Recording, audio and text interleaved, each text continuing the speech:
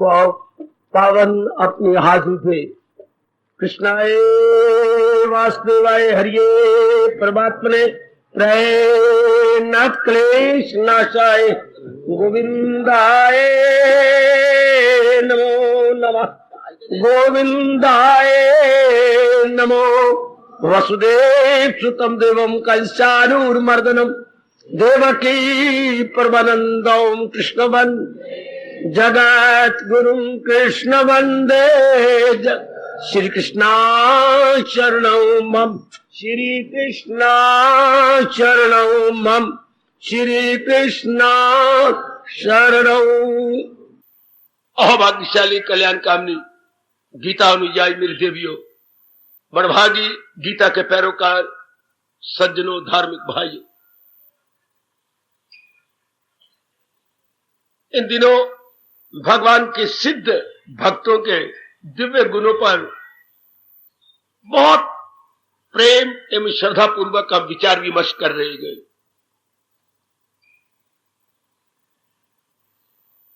अनेक गुणों पर यथामति यथाशक्ति हम लोगों ने विस्तार सुना, शंकाओं का समाधान भी साथ ही साथ करते चले गए। अपनाने के प्रयास में है। भगवान हमारे इस दिव्य प्रयास को जरूर सफल करेंगे, क्योंकि महाराज जी ने खुद गीता जी में वचन दे रखा है, सुनर्जन में ख्वाहिश हो इंसान की जो दुश्मन न हो। धर्म ईमान अर्थात धर्म अनुकूल इच्छा जो कोई भी करेगा, भगवान कहते हैं मैं उसके साथ हूं।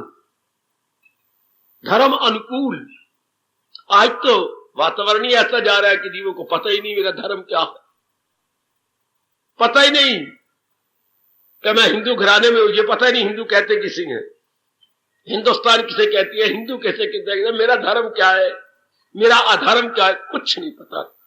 खाना पीना भोगना, बच्चे बनाने पढ़ाना लिखाना, बीमारी लगनी और राम नाम सत कहलाते हुए शमशान में लेट जाना, बस इतना ही है। ये तो आपके कई जन्मों के पुण्य जाग गए हैं, जिनमें भगवान ने घोर कलयुग के अंदर क्या सतयुग बनाने वाली, नरक को स्वर्ग में परिवर्तित करने वाली, दुखों को सुखों में बदल देने वाली इतनी चोटी की अमर वाणी सुनने का सुअवसर दे दिया। ये तो हमारे भगवान की बड़ी उदारता है।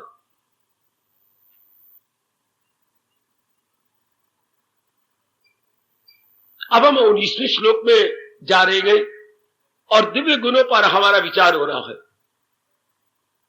इस श्लोक के अब उत्तरार्ध पर, श्लोक की 2 पंक्तियां होती हैं। पहली पंक्ति को बोलती है पूर्वार्ध, अच्छा, और नीचे वाली पंक्ति को बोलती है उत्तरार्ध, जो नीचे आए। अब उत्तरार्ध का ये जो गुण आय ले रहे हैं, बड़ा विवादग्रस्त है, अर्थात बड़ा कंट्रोवर्शियल है। इस पर बड़ी आलोचना हुई है, बड़े बहस विवाद से गर्मा गर्म हुए हैं, एक दूसरे की बात को काटने की पूरी कोशिश की गई है, और वो भी कोई ऐरा गैरा नहीं लड़े, आचार्य लड़े हैं शब्दों से, विचारों से, युक्तियों से, दलीलों से, आर्गुमेंट दे दे करके लड़े आपस में। बड़ा निराला गुण है ये। एक उसके अर्थ लगाता है, दूसरा उसके अर्थ को गलत बता देता है, तीसरा अर्थ लगाता है, चौथा उसको लताड़ के रख देता है, पांचवा अर्थ लगाता है, छठे इतनी दलीलें देता है कि हम मुंह में उंगलियां डालते हैं कि इसके अर्थ क्या निकलेंगे। खैर कोई बात नहीं, भगवान जी की दिव्य शक्ति हमारे साथ है, हम उनकी दिव्य प्रेरणा को लेकर के यथार्थ अर्थ ही निकालेंगे। कितना शब्द छोटा, और अगर लड़ाई देखो तो बड़ी लंबी चौड़ी। शब्द अब क्या क्या गुण बता रहे हैं। अनिकेता स्थिरमति, अनिकेता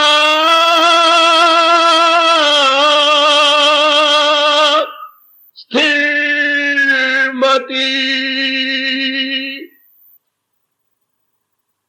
श्री भगवान वाच। भगवान का प्यारा अनिकेता होता है।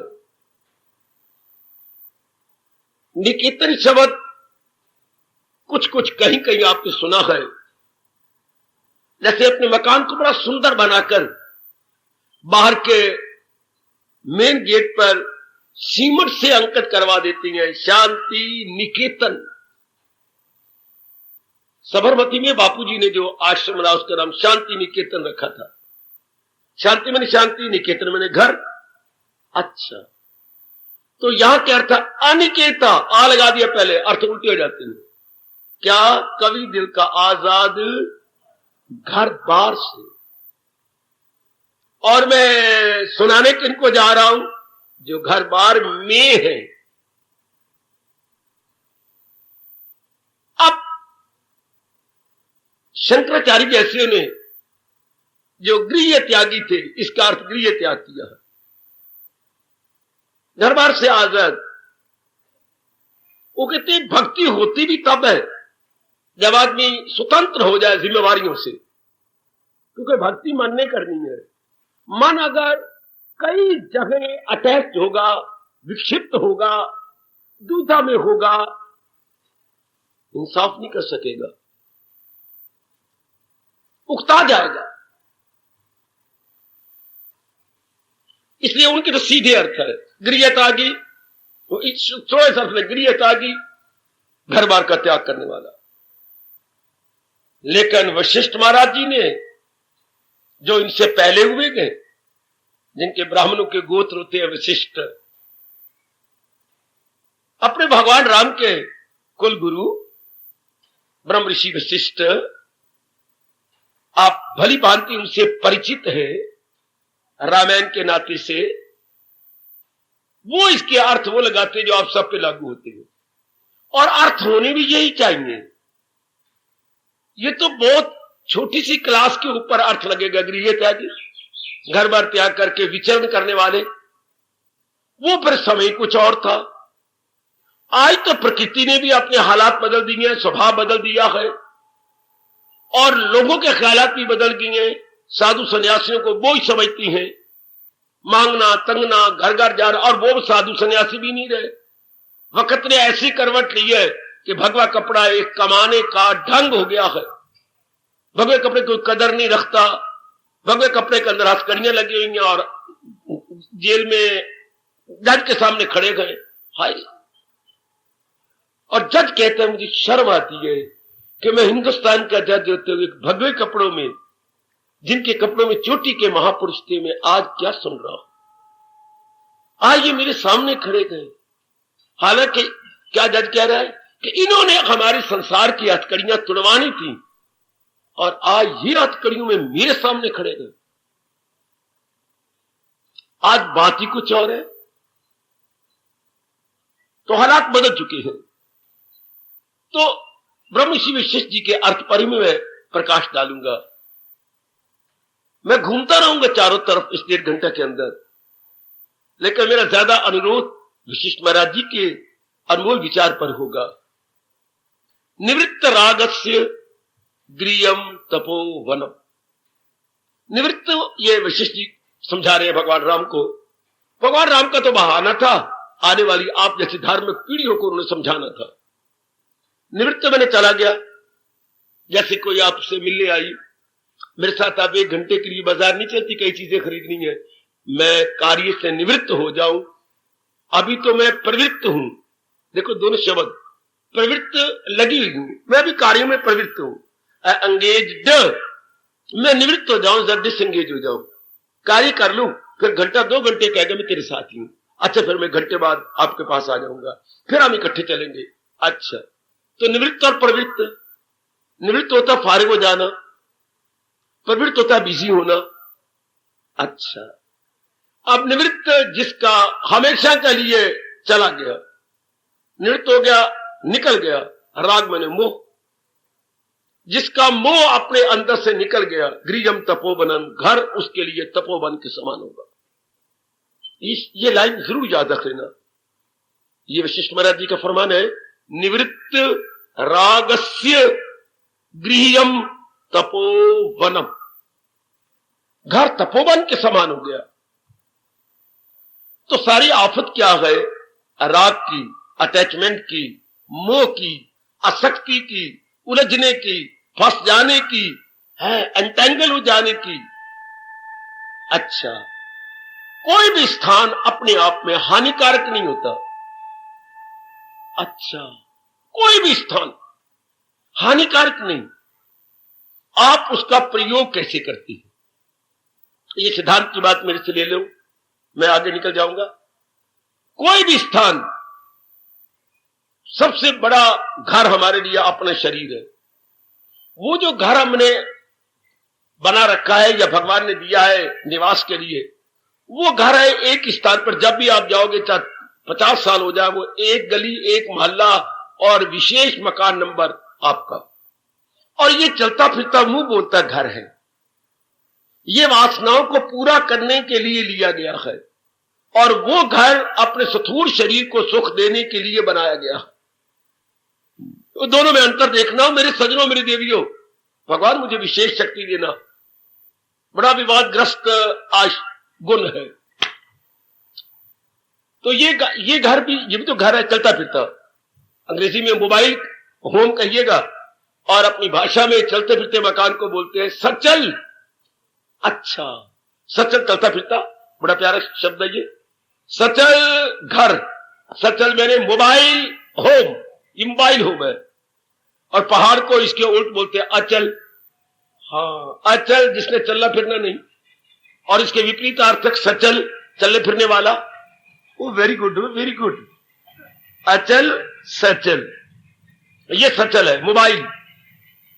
तो सबसे पहले ये घर है। इसी के नाते से माँ जी है, पिताजी है, बहन है, भाई है। इसी घर के नाते से पत्नी है, पति है, बेटियां है, बेटे हैं। और इसी के सुख के नाते से वो ईंटा रोड़ों पत्थर वाला अपना घर है। वो जो हम घर देखती है मेरी देवियों, वो जो हमें नजर आता है, वो इसी स्थूल शरीर के सुख के लिए। जैसे इस स्थूल शरीर के सुख के लिए हमने अनेक रिश्ते बनाए हैं। ध्यान से देखना, हमें पिताजी के लिए प्यारे नहीं, माँ जी के लिए प्यारे नहीं। ये मैं वेद भगवान के अर्थ निकाल रहा हूं। कोई भी घर का खून का रिश्ता रिश्ते के लिए प्यारा नहीं। ये मेरी मां है, नहीं। भगवान करे आप सुख देती रही, आपके नैन प्रयाण बने रहे, भगवान आपको किसी के मुताज न करे, आप सेवा करती रहे। क्योंकि जितने भी हमारे रिश्ते हैं सब स्वार्थ के नाते से हैं। जब आपको पति बड़ा प्यारा लगता है, लेकिन देवी सच्चाई की बातें मैंने प्रकट करनी है। जब पत्नी आपको जान कुर्बान करने लगती है, लेकिन अर्थ मैंने निकाल देंगे, सब स्वार्थ का नाता। आप उसके काम आती रहे जीवन के अंतिम सांस तक, और वो भी आपके काम आती रहे जीवन के अंतिम सांस तक। ये सब अपने स्वार्थ को पूरा करने के नाते बनाए हैं। लेकिन सबसे ज्यादा स्वार्थ हमें इसके साथ है, मोह हमें इसके साथ, इसके सुख के लिए। ये देखिए, मैंने अपनी छाती पर दोनों हाथ रखे, इसी के सुख के लिए ये सारे रिश्ते हैं। मां बड़ी प्यारी लगेगी अगर इसको सुख देती रहे, पिताजी, बहरे भाई इसको सुख देते रहे, शरीर को सुख पहुंचाते रहे। अच्छा, फिर शादी क्यों होती है? अपने सुख के लिए। आपके लिए थोड़ा, आप उसे अच्छी लगती हो, सुंदर हो, या और कोई सुख देती हो? नहीं बेटी, नहीं। वो इतनी कुर्बानियां करता है, हजारों रुपया खर्च करके आपको ले आता है, क्या जीवन साथी बनाता है। किस लिए? मेरे सुख दुख में काम आएगी, उसका अपना स्वार्थ।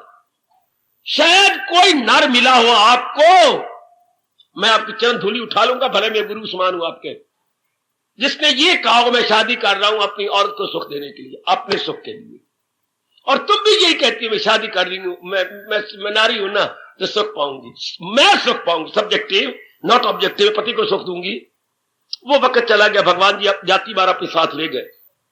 अब तो आ गया इस योग को सवाल। जाति बार कह गए थे, वो योग था दूसरों को सुख देने के लिए। अब वक्त जा रहा है, जो कुछ भी आप करेंगे, शादी किया अपने सुख के लिए। आपने भी शादी किया अपने सुख को सामने रख करके। मां बाप मेरे बूढ़े हैं, कल शरीर छोड़ जाएंगे, फिर कौन मुझे साथ देगा? दुख सुख में मेरे कौन घर में आऊंगा? शमशान नजर आएगा, मैं तो चीखे मार के बाहर निकल आऊंगा। हर बात में ये नहीं कि मैं उसको सुख दूं, नहीं, अपने सुख के लिए। ना कोई रोवे अम्मानू, सब रोवन अपने कम्मान, अपने सुख के लिए। हाँ, जितने भी रिश्ते हमने, बेटा बनाया तो बेटे के लिए नहीं, मेरा वंश चलेगा स्वार्थ, मेरे बुढ़ापे में लाठी बनेगा स्वार्थ, हाँ मेरे कारोबार में हिस्सेदार बनेगा स्वार्थ, बात बात में स्वार्थ, बात बात में। मैं बीमार हो गया, रात को आवाज मारी, हाँ तो स्वार्थ, सब अपने स्वार्थ के लिए। हाँ, तो सबसे जबरदस्त मोह हमें अपने शरीर के साथ है। इसलिए महापुरुष करती हैं, जिसने भक्ति का मानी है, ना भी मन माने, ऊपरले मन से सही, 32 दांतों से सही, अगले दांतों से सही, बार बार कहिए ये मेरे भगवान ने बनाया है।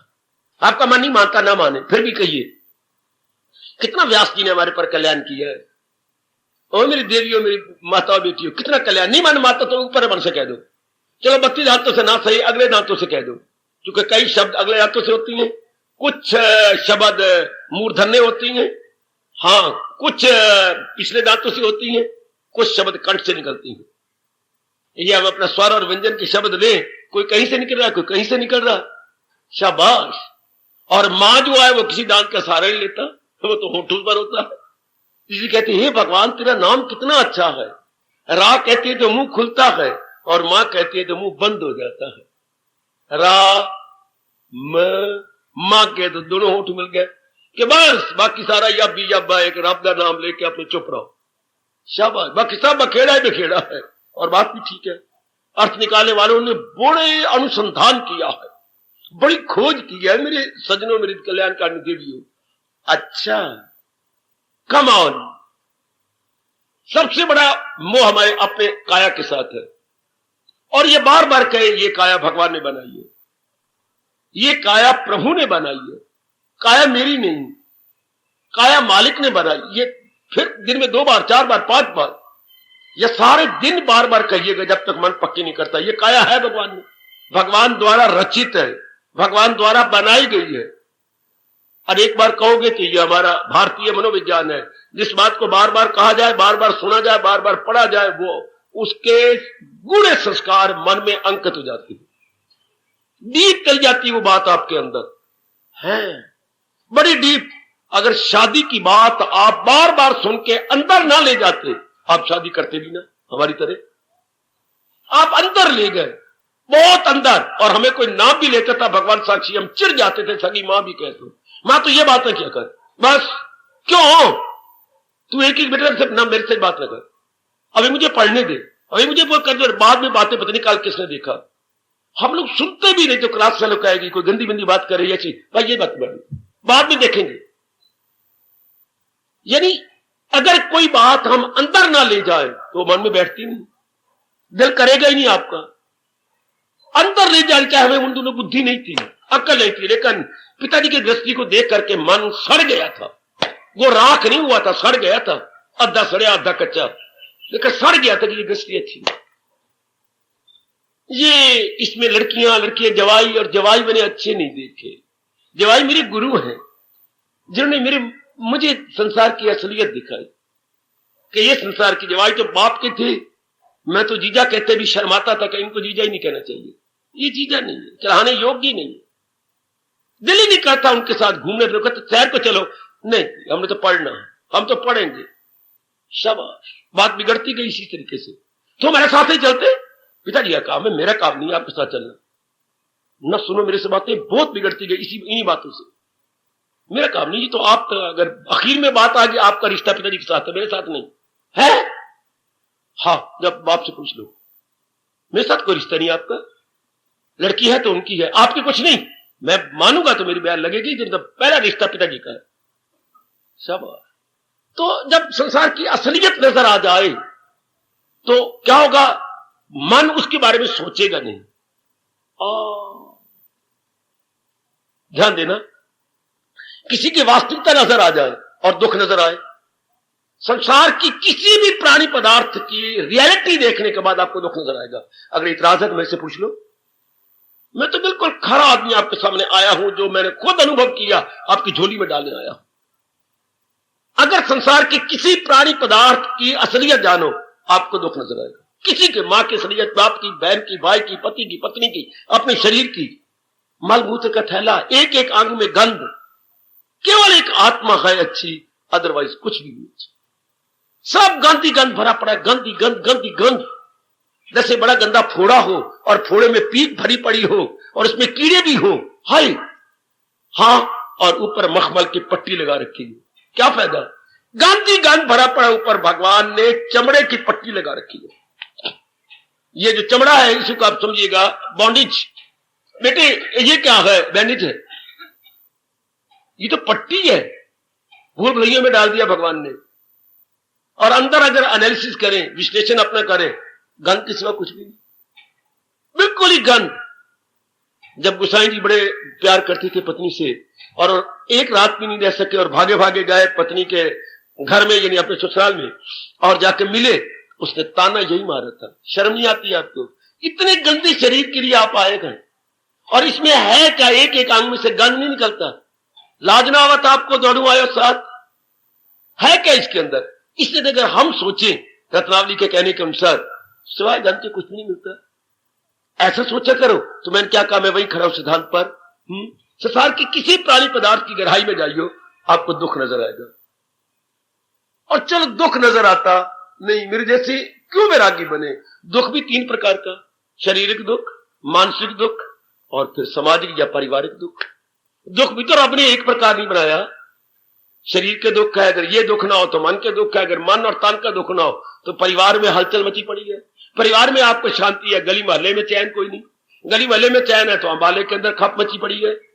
हाँ, कहीं ना कहीं गुलेल को मारने वाला कोई ना कोई है। तो फिर मैं कहना चाहता हूं, संसार के अगर एनालिसिस किया जाए और गहराई में उतरा जाए, किसी प्राणी या पदार्थ में दुख नजर आएगा। इसलिए भगवान ने 13वें अध्याय में सिर्फ एक बार कहा है कि बहुत वैरागी ना बन जाए, कोई एक कद बन जाए तो कोई बात नहीं। दुख दोष अनुदर्शनम, यही गौर करना के ले चीन सुख। सिर्फ एक बार 700 श्लोकों में केवल एक बार कि असलियत जानना, ये डाकू संसार में फिरती हैं तेरे सुख के धन को लूटने के लिए। जन्म, मौत, पीड़ी, मर्ज, दर्द, दुख, जन्म, मृत्यु, जरा, व्याधि, दुख, दोष, अनुदर्शनम। अनु शब्द लगा दिया साथ, आप गहराई में जाते ना, अनु मैंने सी माइन्यूटली, बड़ी गहराई से, सूक्ष्म रूप से, पैनी दृष्टि से इन प्राणी पदार्थों को देख, दुख नजर आएगा। अगर हम पैनी दृष्टि से काम ले, सुख नहीं नजर आता बच्चे। मैं तो आपको स्पष्ट कह रहा हूं, नहीं अगर आपकी बात गले उतरती है, इससे पूछ लो। किसी की असलियत जानी, ऊपर से मत देखो बेटे, ऊपर से नहीं। ऊपर से तो हमें चांदी का वर्क नजर आता है, चमकती हुई चीजें नजर आती हैं। चांदी के वर्क को हटा कर देखे या नीचे क्या है, नीचे मिठाई थोड़ी है, नीचे घोड़े की लिद है। नजर आता कि मिठाई के ऊपर चांदी का वर्क लगा हुआ है। हटाओ दा चांदी का वर्क उंगली से यूं करके और खाने की कोशिश करो, हर बात। मैं तो समझा था कोई मीठी मीठी चीज है, लेकिन ये तो घोड़े की लिद है। इस तरह किसी प्राणी पदार्थ के ऊपर तो चमक, दमक, इज्जत, प्रेस्टीज, पढ़ाई लिखाई, डिग्री और आपके सुंदर कपड़े और मेकअप, नो डाउट ये चांदी का वर्क समझो सारे कुछ। मकान सजा धजा, ऊपर से बड़ा सुंदर, एवरीवेयर गुड। हाँ, अफसर है आप, बड़ा कमाती हैं, 10,000 आपकी पेग है, बहुत सुंदर। हाँ, अब अंदर देखे जाए, आपके एक लड़के को अधरंग हो चुका है।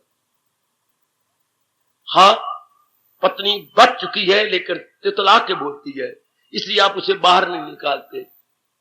बड़ी आपने इलाज किया था, घाटा है ना, आप 10,000 रुपया क्या करेगा? तो याद है वो तो घाल देते है, तो नहीं तो मैं मिलावा तिथू थे आवा तो फिर मिल जान के लो पै गई पूरियां। अब वो बेचारी बाहर नहीं निकलती, नौकर रख लिया आपने कि मुझे 1,000 रुपया देना, अच्छा बार तो मेरी बेइज्जती होगी। तो बोल दी किस तरह? तो वो देख मैं तो बोले था, मैं उतला बोल दे वो मैं तेज अला। तो ऐसे व्यक्ति को सुन के बाहर वाले क्या करेंगे? 10 दिनों की जिसको खाया पिया हजम ना हो तो ऐसे से 2 मिनट बात कर लो, बात सब हजम हो जाएगा।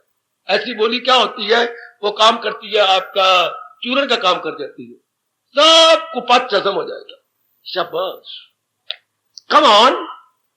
संसार के किसी प्राणी पदार्थ की गहराई में जाए, हमें दुख नजर आएगा। प्राणी में देख लो, पदार्थ में देख लो।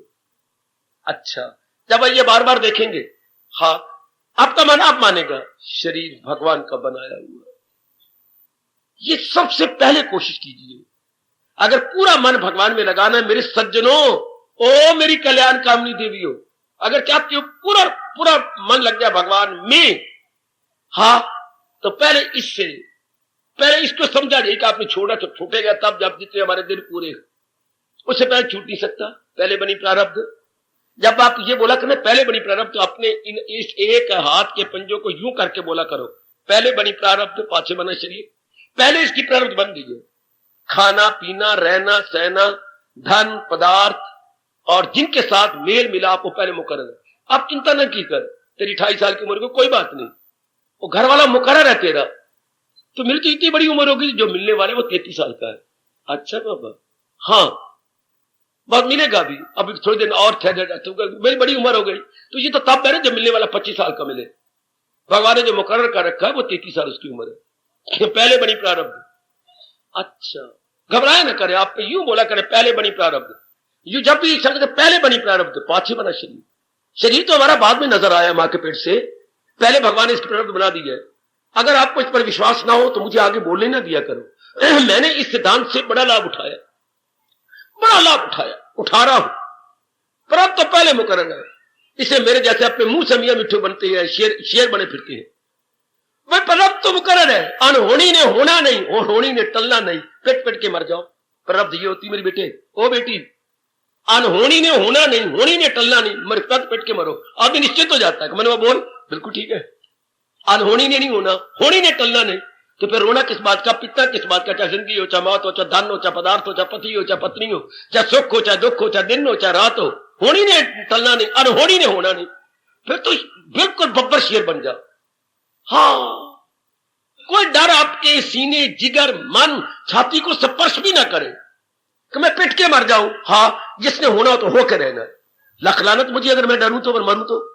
और जिसने नहीं होना लाख दुश्मन बनते रहे, वो नहीं होगा, लाख हमारे ओट करते रहे, नहीं होगा ना है। मारने वाले से बड़ा है बचाने वाला।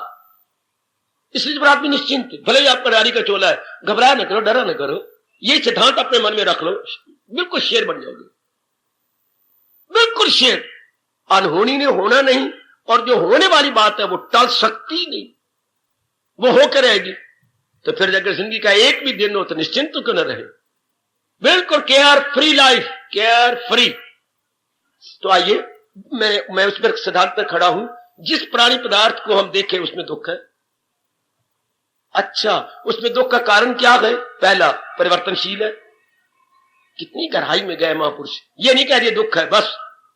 अगर और कोई शास्त्र होता तो वो इतने ही लिख देता, पर ये जो वैदिक शास्त्र है इसमें दलीलें दी गई हैं, आर्गुमेंट दिया गया, लॉजिक दिया गया, आपको युक्तियों के साथ समझाया गया है।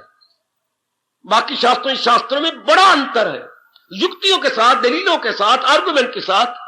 अच्छा, बाकी शास्त्रों में पर्सनैलिटी प्रधान है, मोहम्मद रसूलुल्लाह जो कहता हूं मान जाओ वरना काफिर कहलाओगे, सिर आपका उड़ा दी जाएगा, पर्सनैलिटी प्रधान। ईसा मसीह, my son my father is war, what is correct believe me, ये कोई बात बनी? पर्सनैलिटी मैं और मेरे पिता बराबर है, एक है, जो मैं कहता हूं मेरे पर विश्वास कीजिए। क्यों हम अगर क्यों भी नहीं कह सकते? नो। अगर आपने किसी धार्मिक ग्रंथ को, हिंदू ग्रंथ को छोड़कर गीता जी को या वेदों को अगर आपने क्यों लगाया, वो आपको क्या कहती हैं? काफर, नालायक, नॉन बिलीवर है। विचित्र लगाओ तो सही कहीं पर। और या तुम 100 बार क्यों कहो, भगवान कहते मैंने मौका नहीं देना सवाल करने का, हर मुमकिन सवाल का जवाब मैं खुद देता हूं। हर मुमकिन सवाल का, यानी हर पॉसिबल क्वेश्चन का उत्तर भगवान जी ने खुद दे रखा है।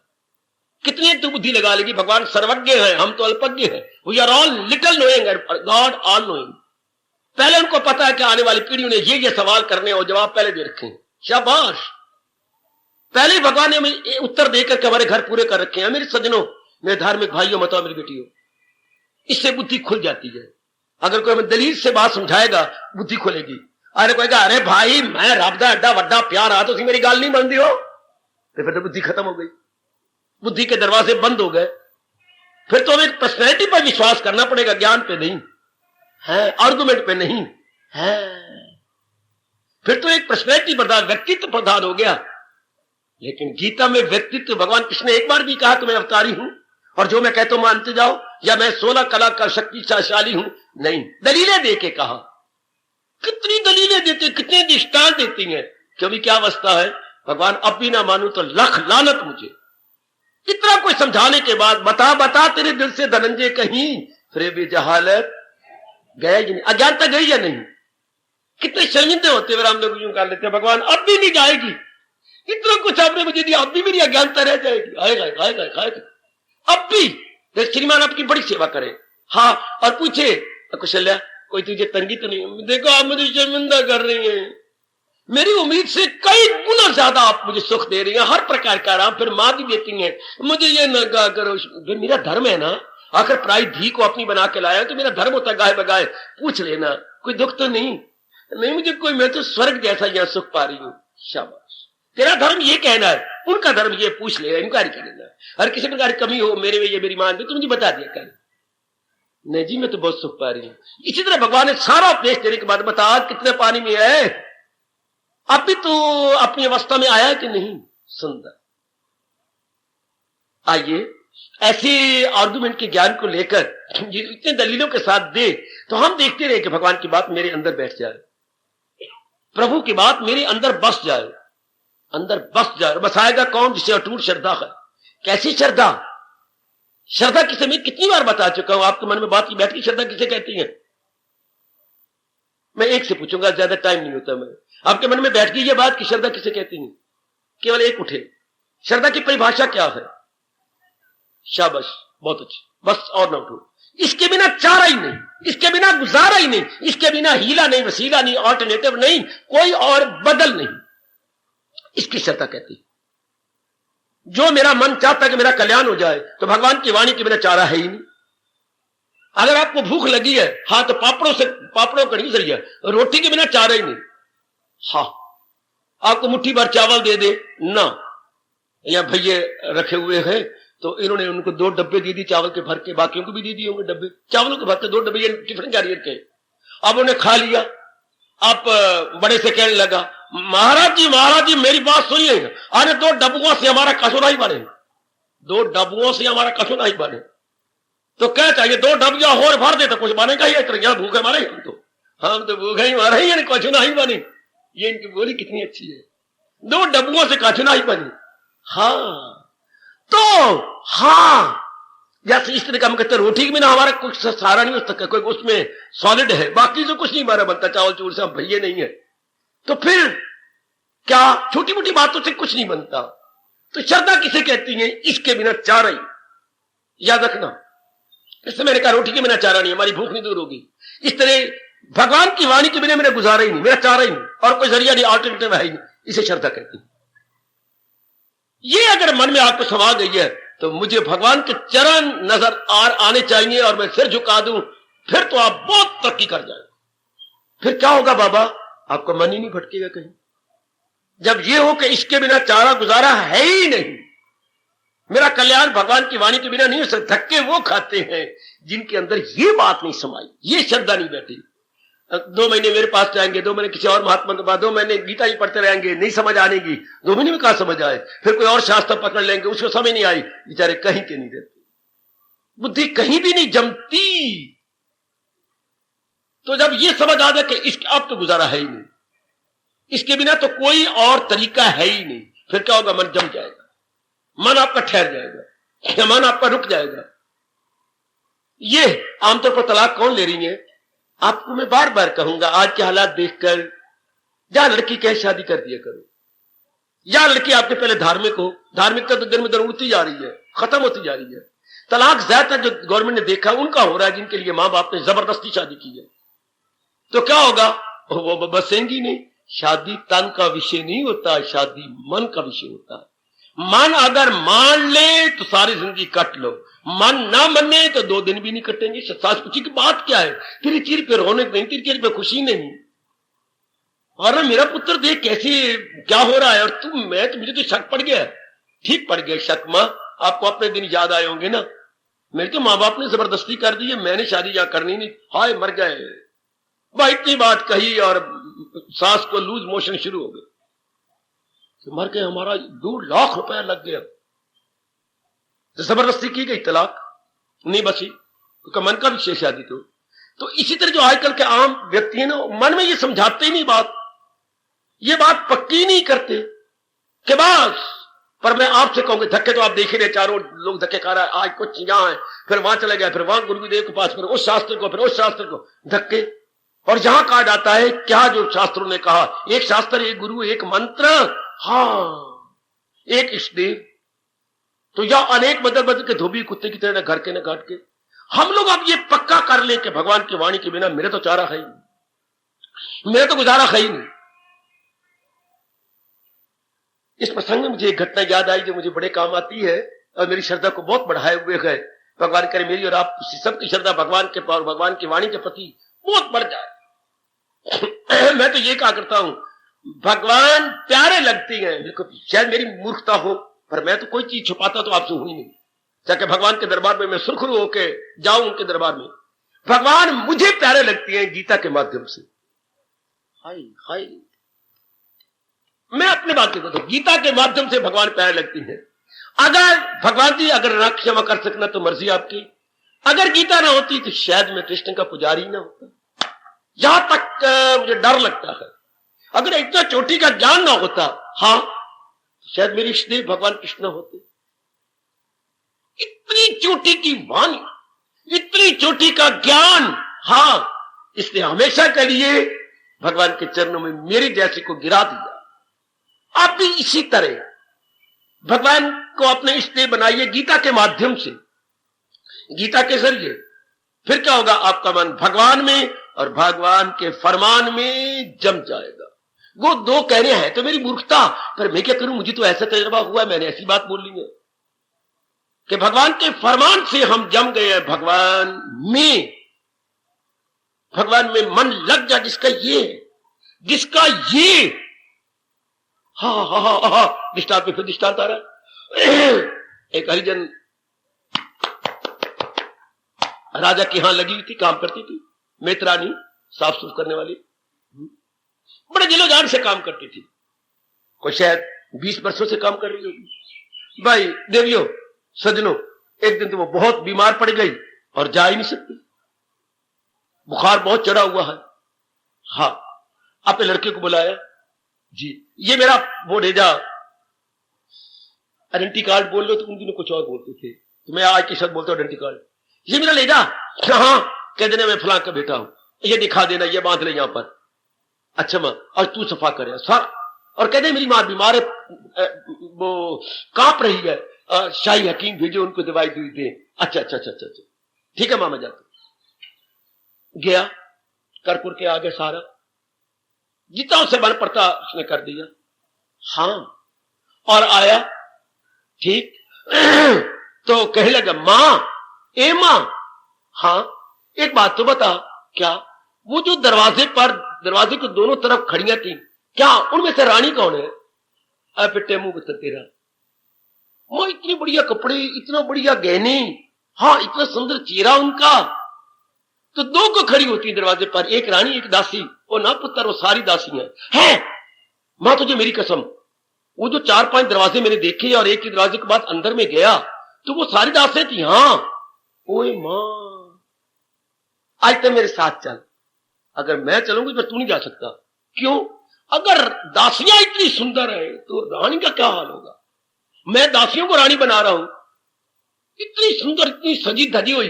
पर तुझे ये देखना चाहिए पुत्र कि वो सेठ की रानियां दासियां नहीं है, वो महारानी की दासियां, तो वो तो सुंदर होंगी। मेरी तो श्रद्धा भगवान पर यहीं से जमीगी। जिसकी वाणी इतनी चोटी की है वो खुद कैसा होगा, जिसके बोल इतने गजब के हैं। मेरी मन और बुद्धि जो धड़ाम से गिर गई भगवान के चरणों में, यही भाव रखकर, हर पावे जिसकी बोल इतनी, जिसका ज्ञान, जिसकी सूझबूझ, जिसकी दलीलें, जिसकी दृष्टांत इतने मार्वलस हैं, उसका हिमसर्प कैसे होगा? बस पानी पानी हो गया मेरा मन तो, मेरी बुद्धि तो, वो खुद कैसी होगा? मन पूर्ण रूपेण इंक्लाइंड हो गया, जैसे ये झुका हुआ है, वो एक सिग्नल देखिए बिल्कुल झुका पड़ा, बिल्कुल इस तरह मन बुद्धि हमारे झुक गए भगवान की। इसकी वाणी का, जैसे उसने कहा था जिसकी नुकरानियां इतनी सुंदर है, तो ये मैं तो समझता था रानी है ना, नुकरानी है तो रानी कितनी सुंदर होगी, कितनी बढ़िया कपड़े पहनती होगी। तो आइएगा, आप भी अपने वाणी के विषय में इस प्रकार का विचार कर लीजिएगा। मन जमा रहेगा भगवान में और भगवान के फरमान में। श्रद्धा के बिना चारा नहीं, जो हमारा आज विषय चलना है श्रद्धा का विषय नहीं, वह श्रद्धा तो निकेतन अनिकेतन है। तो लीजिएगा, जैसे आप पहले जान चुके हैं, बीरबल अकबर के महल के बाहर पनवाड़ी था, पान बेचने वाला। कहां पान बेचने वाला, फटी हुई धोती, हां, और नहाए कई दिनों से नहीं, गिग्गी शायद लगी होंगी, और पान बेचता है बाहर। हां, और वो बन गया प्रधानमंत्री। उन दिनों दीवान बोलते थे, दीवान बन गया बात ही बात में। इसके पीछे भी घटनाएं हैं कई, वो तो फिर बाद में जानते रहना। एक घटना सुनी उनकी इसी विषय में, क्योंकि बेचारा गरीब से इतने बड़ी पदवी पर पहुंच गया, प्रधानमंत्री बन गया, दीवान बन गया, तो सारे मंत्री चिढ़ते थे, चाहे हिंदू थे चाहे मुसलमान थे, सब चिढ़ते थे। 9 रत्न थे इनके, इसका ये पहला माना गया। जो पहले पहला था वो नंबर 2 पे चला गया, हर एक का दर्जा पीछे पीछे हट गया। प्रधान इनको बना दिया गया इतनी अकल के कारण से। ठीक है, आए दिन कोई ना कोई मुसीबत इसके लिए खड़ी कर देती हमारे बीरबल के लिए। लो, एक दिन नई मुसीबत खड़ी हो गई। क्या कि महाराज, अगर ये वो जवाब दे देता है तो हम सब मान लेंगे कि वाकई वो प्रधानमंत्री बनने के योग्य है। राजा ने कहा, मेरे पर इतबार करो, मैंने कितनी बार आपको कहा, उसकी बुद्धि इतनी कुशाग्र है, वो इतना मेधावी है कि प्रधानमंत्री बना रहना चाहिए, मैं उसे नीचे नहीं गिरा सकता। अच्छा, उन्होंने कहा, महाराज जी, वो अपने टाइम से आता था, ये सारे चाटुकार, ये झोली चुकते, ये आधा घंटा पहले आ जाते थे राजा जी की चाटुकारी करने के लिए, चाटुकारिता। तो खैर महाराज, ये हमारा कमरा है, हाँ, इसमें आप बैठ करके एक दूसरे की बात सुनते, या कोई न्याय लेने आता तो उनको न्याय देते हैं। हाँ, ठीक। तो महाराज, जो नीचे था प्रधान से, मैं मोती लाया हूं शाही, जो आपने मुझे कभी दिए थे। हाँ, ये मैं बिखेर रहा हूं यहां। हाँ, और हम सारों के हाथ बांध दो और मुंह पर जैसे नए बछड़े के छिक्का लगा देते हैं वो लगा दो। नए बछड़े के छिक्का लगता है, बार बार दूध ना पिए। और हमारे हाथ पीछे बांध दो। जो ये सारे मोती बिना हाथ बिना मुंह के उठा ले, वो बड़ा बुद्धिमान माना जाएगा। बिना हाथ बिना मुंह, मतलब मुंह से तो उठा सकती हो ना, हाँ, हाथों से तो बंद कर दी जाए। अकबर ने कहा, ये संभव होगा? महाराज संभव है, इसलिए तो हम कह देंगे, वरना मेरे गला काट देना जो आपको राय दे रहा है। अरे बाबा, पहले तो मुझे समझाओ। अकबर ने कहा, महाराज बाद में समझाएंगे, हम तो आपके मंत्री हैं, बड़ी अच्छी मंत्रणा राय देने वाले, मंत्रणा से बड़ा मंत्री। अच्छा, इतने में वो आ गया, हंस पड़ा। आज अकबर बादशाह जी कुछ और गोल खिला है। हाँ भी, आज गोल तो खिला है पर उसमें खुशबू कोई नहीं। गोल मैंने फूल तो खिला है पर सुगंधी रहते है। अच्छा, फिर कोई समस्या खड़ी कर दी इन लोगों ने? हाँ हाँ, कर दी खड़ी। अच्छा, ये मोती भी खेरे राजा जी ने। अच्छा, तो हाथ हम सब मंत्रियों को पीछे बांध दी जाएंगे और मुंह पर छिक्की लगा दी जाएगी। हाँ, और ये मोती एक नहीं छोड़ना, ये सारे मोती लाखों के हैं, उठा लो। अच्छा, मेरी बारी फिर अखीर में रखना, पहले ये सारे टिल लगा ले।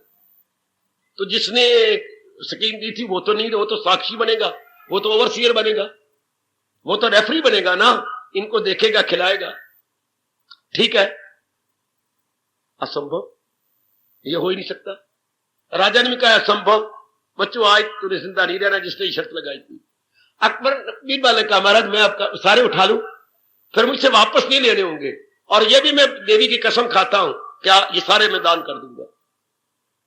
हम महाराज, मैं नहीं रखूंगा, मैं तो वो रखूंगा जो अपनी कमाई जो आप मुझे देती है, बस मैं ये दान कर दूंगा। और मैंने एक भी मोती नहीं छोड़ना यहां। अच्छा, हाथ तेरे बांधी जाएंगी, बांध लो, मुंह पर चिक्की लगा दो, मैं सारे उड़ा दूंगा। मुझे समझ आ गई है। तो महाराज जी, ये छोटा सा कमरा जो है ना, हाँ, या आप कभी कभी बैठते ही मेरे हवाले कर दो, जब तक कि मैं सारे ना उठा लू। उठाने तो है नहीं हाथों से, नहीं मैं बड़े होशियारी से उठाऊंगा। कमरा दे दिएगा फौरन। हाँ, थोड़ी देर के लिए छुट्टी भी दे दी गई उसको, उसने प्रबंध किया अपना। ठीक, थोड़ा सा कपड़े बदल के आ गया। ठीक, आ गया, धोती जरा लंबी लंबी करके आ गया। फिर जो धोती ऊपर होती है या अपने टखने से ऊपर, अब जब पैर भी बीच में धोती में छिपे जा रहे हैं। हाँ, ठीक है, सारे तो हार ही गए थे देवियों। और ये थोड़े से जाता है, चक्कर काटता है, उस कमरे में चला जाता है, थोड़ी देर बाद फिर निकलता है, फिर चक्कर काटता है, मोती सारे उठ गए। बच्चों हाथों से नहीं उठे पर सारे खत्म हो गए। अब राजा ने कहा बच्चों आजा, हम हार गए, सारे हार गए, मैं मुझे नहीं पता। मंत्री तो वही होता है जो राजा ना सोच सके वो मंत्री देता, वो मंत्री होगा। जहां राजे की बुद्धि काम ना करे। हाय, जहां ना पहुंचे रवि वहां पहुंची कवि, आपने सुन रखा। जहां रवि की किरणें ना पहुंचे वहां कवि काम कर देती हैं। कवि का अर्थ लगाना दार्शनिक व्यक्ति, फिलोसफर व्यक्ति, साइकोलॉजिस्ट एंड फिलोसफर। कमान। राजा ने पूछा भाई तो मुझे बताइए, तूने सारे मोती ले गया, कैसे ले गया? महाराज क्या कहूं, मामूली सी बात थी ना, इनकी बुद्धि काम करे हैं तो ये मंत्री पर आप इन बड़ा नहीं कह सकते।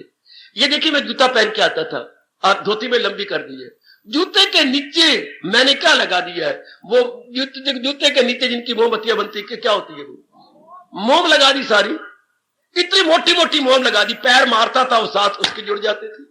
फिर मैं कमरे में गया, वो मोती बाहर निकाल दी, फिर पैर मारे तो मोती इतने सारे साथ लग गए। मैंने हाथों में लगाया, मुंह पर छिक्की बांध दी, मोम जो इतनी बड़ी बड़ी मोटी मोटी जमा दी गई। तो जब यूं पैर मारोगे तो जो चीज नीचे होगी वो मोती, वो जो मोम उसे जमा लेगी अपने अंदर। ओए ओए ओए ओए ओए, इस तरह भगवान मैंने उठा के ले गया। अब महापुरुष कहते हैं, स्वामी रामकृष्ण कहती है, मेरे गुरुदेव फरमाते हैं कि भाई अगर तो इसी जन्म में तरक्की करनी है तो अपने मन और बुद्धि में मोटी मोटी श्रद्धा जमा लो। ध्यान देना ओ मेरे सजनों, ओ मेरे दिल, मेरे पास बड़ी मीठी मीठी बातें हैं, नजर न लगाना। अब श्रद्धा का अर्थ इनके बिना चाह रही नहीं, इसके बिना गुजारे, ये हो गया आपकी लेयर, अच्छी श्रद्धा की लेयर हो गई। अब आपका मन नहीं हिलेगा, अब आपका मन जमा रहे, अब आपका मन स्थिर हो जाएगा, है इसी में स्थिर हो जाएगा, इसी में घर कर लेंगे, इसके बिना चाह रहे कोई नहीं। जैसे मोटी मोटी मोम लगा जाने के बाद अब तो जहां भी वो पैर रखेंगे जो नीचे मोती है वो उसके अंदर जम जाएगा। इससे धीरे करके मोती कम होते गए और सारे उठा के ले गए। तो इतनी श्रद्धा हो जानी चाहिए भगवान के वचनों में और भगवान जी में। अब बढ़ चलो।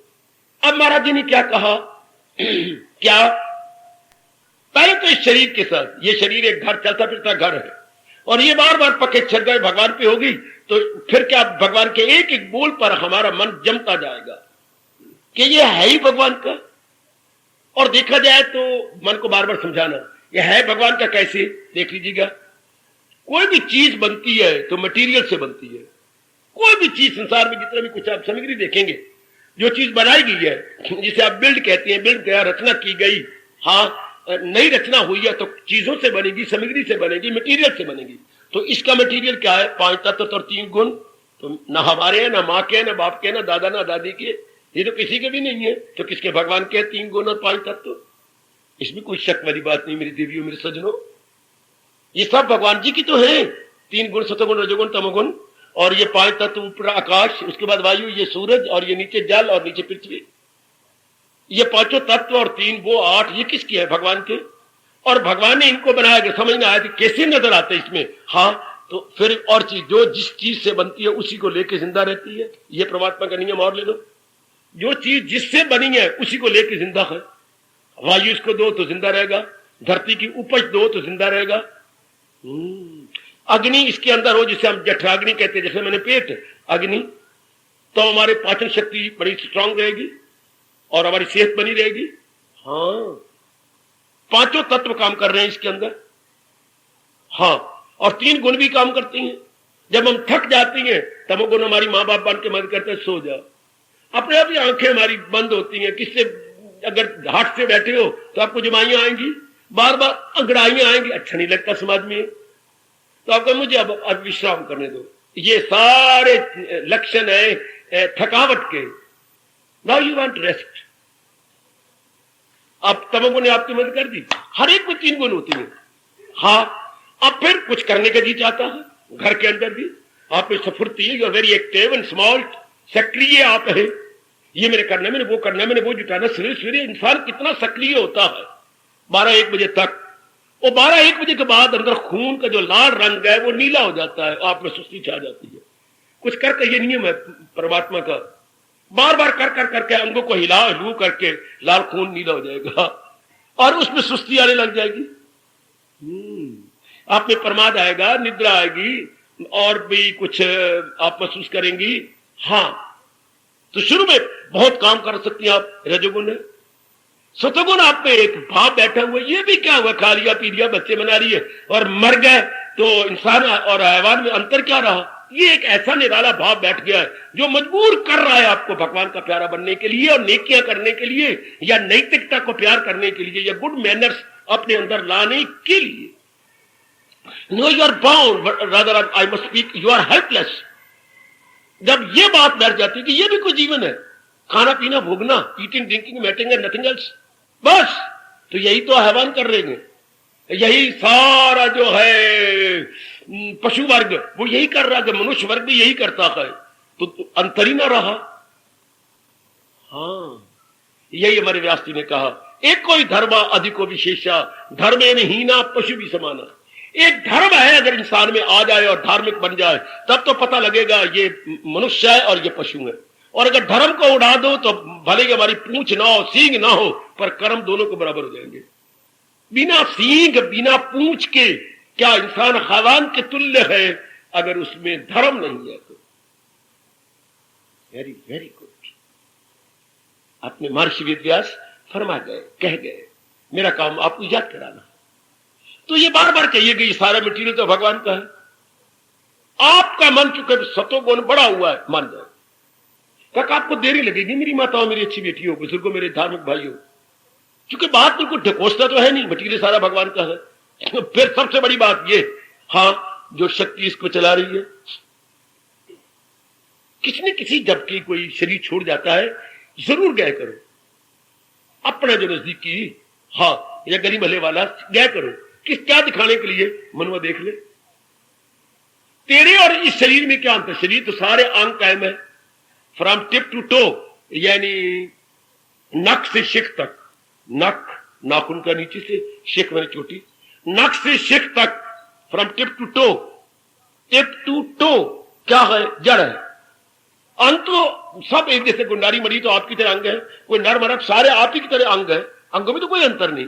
फिर इसमें मूवमेंट नहीं है, इसमें कोई चलना फिरना हरकत नहीं, करवटें बदलना नहीं, आंखें खुली हैं अगर आधी खुली है तो आधी, अगर पूरे खुली पड़ी तो पूरे खुले पड़ेंगे। गर्दन जहां भी फेंकी हुई है वहीं फेंकी पड़ी है, अर्थात सारा शरीर पथरा गया। तो मेरे में और शरीर में अंतर क्या है।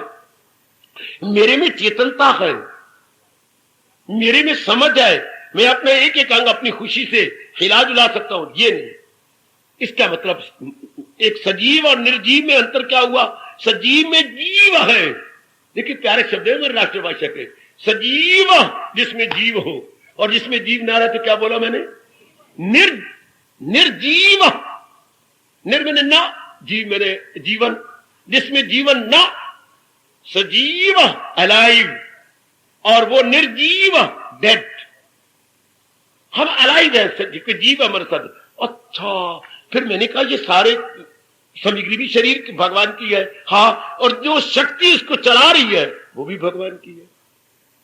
जो मेरी भगवती शक्ति इसको चला रही है, जिसके निकल जाने के बाद इसने अपनी असलियत दिखा देनी है। मैं तो मुर्दा था, काया तो मुर्दा थी।